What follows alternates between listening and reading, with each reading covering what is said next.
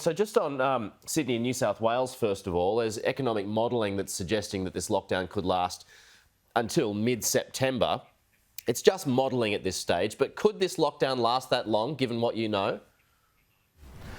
Well, Pete, clearly governments have to produce a range of scenarios in their planning. It's going to be difficult news for people to hear as they're waking up in Sydney at the moment. So what I'd just like to reassure people is that your viewers who just saw those graphs, the lockdowns are working. We're not in an exponential rate of rise.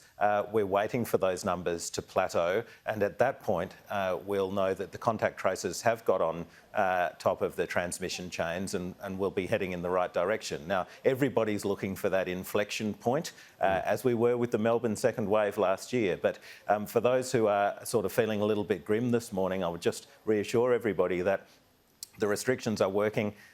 There is only a limited number of people in intensive care units, and of course we saw tragically those 2 deaths in the past 24 hours, but the hospital system is coping. So I think we just take this day by day as we know how to do now. We're well practiced at this, and look for that inflection point that'll tell us that we're under control. Yeah, well, you say that it's not going up, and that's true, but it's not going down either in any substantial way, which is causing people some alarm. So do you concede that is not great, that it's not going down?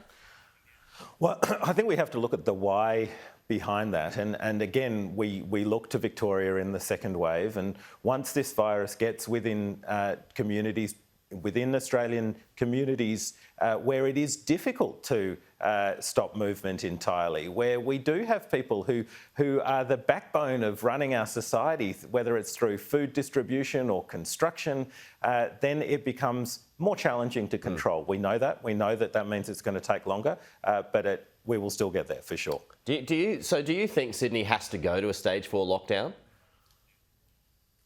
Look, Pete, I'm going to be very careful not to comment on the policy, and I'll tell you why. Because the people who actually have the data as to whether that needs to happen is, of course, Dr. Kerry Chant, sure, the Chief Health Officer, and Premier Berejiklian. So if they need to go there, I'm sure they will. But they've got all the information at their hand. They're making the best decisions for Sydneysiders. Sure. Okay. So do you believe can New South Wales ever actually stop Delta? Well, yes, they can, absolutely. There's going to be two things that they need to do. Obviously, lockdown's one of them, and that's happening at the moment. But the other thing is vaccination. You know, the great hope here that we didn't have in the Melbourne second wave is that we've got an effective vaccine in Pfizer and AstraZeneca, 2 effective vaccines that are available for Sydneysiders, and that you can break an epidemic curve in 2 with extensive vaccination, and that's the second piece of the puzzle here. So do you believe we actually, back to COVID zero, do you believe that we've got to get rid of that idea that COVID zero is possible? I've got to be honest, Pete, and at some point I think we do.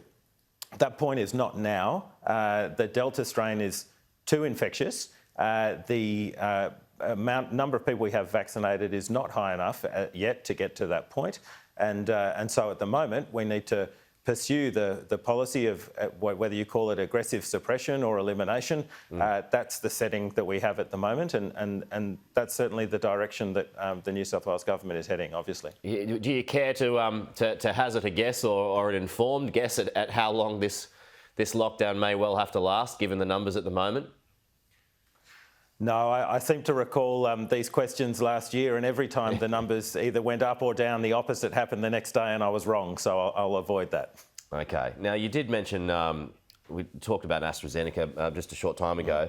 On the weekend, you said that you'll write to the Vice-Chancellor of University of New South Wales and the Kirby Institute as well to ask why their academics described AstraZeneca as less effective.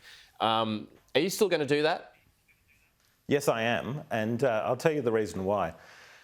I've been very passionate about this, Pete, and partly because I've had AstraZeneca hesitancy in my own family, mainly because I'm still seeing AstraZeneca hesitancy amongst my patients who, and it's not a supply issue, they've been in a phase where they could have had it sort of 2 or 3 months ago. So it angers me deeply that we still have people in the media talking about a dualling vaccine phenomenon where there's people talk about differentials in efficacy between Astra and Pfizer.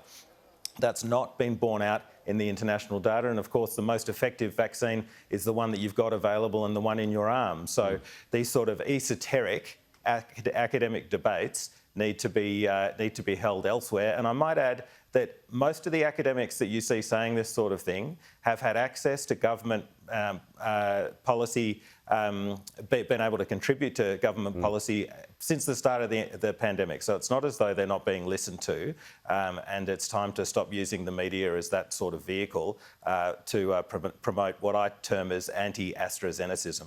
Yeah, so who are the people to listen to, Nick?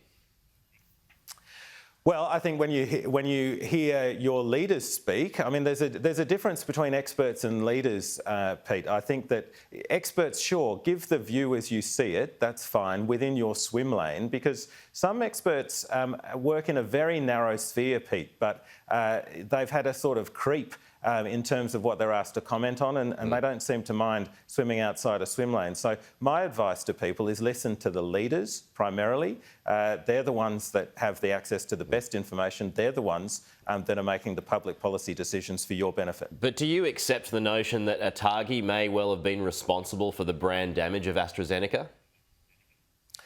I would say that there were so many different aspects to the brand damage of AstraZeneca, which almost certainly has happened, but is turning around for some Australians. There's been 75,000 people under 40 who have accepted AstraZeneca since the Prime Minister's announcement some weeks ago. So, you know, I'm sure I've got some very, very close colleagues on ATAGI, but we've got to keep in mind that not a single one of them ever had to make a decision like this in a pandemic before. Not a single one of you or me or anyone else making decisions has ever been put in that decision. So whilst it would be easy to look back and think that the fluctuation had an impact on Australians or confused Australians, and I'm sure most people agree that it did. But now we've just got to look forward and convince people to get the vaccine that is available to them right now. And like you say, I mean, you've experienced hesitancy. I've spoken to a lot of people as well who are also hesitant, particularly those in their 30s at the moment, about taking AstraZeneca because they're worried about everything that people have been talking about. So what would your message be, Nick, to anyone under the age of 60 who is still a little hesitant about going down the AstraZeneca route? Well, Pete, my message is it's an absolutely personal decision, but one that can be made in conjunction with your doctor with a full appraisal of the risks. So the understanding that the risk of clotting is around about 1 in 100,000. It's a little bit variable dependent on age, but the risk of death from clotting is 1 in a million. These are small risks, and certainly if you're in Sydney at the moment, you deeply need to weigh that up against the risk of severe COVID and long COVID, which are very real risks for young people anybody under 60 in Sydney at the moment. Yeah, but is it just as good as Pfizer?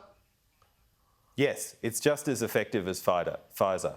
And the major difference, of course, is one has a serious but very, very rare side effect, and the other one has a number of side effects, but even the heart inflammation that you can get with Pfizer has not caused any deaths. So there is a difference. There is clearly a difference, but it's one that we need to explain. And we need to encourage people again to get the vaccine that's available to them. If that's AstraZeneca, let's have a chat about the risks. Dr. Nick Coatsworth, appreciate your time. Talk to you soon. Thanks, Pete.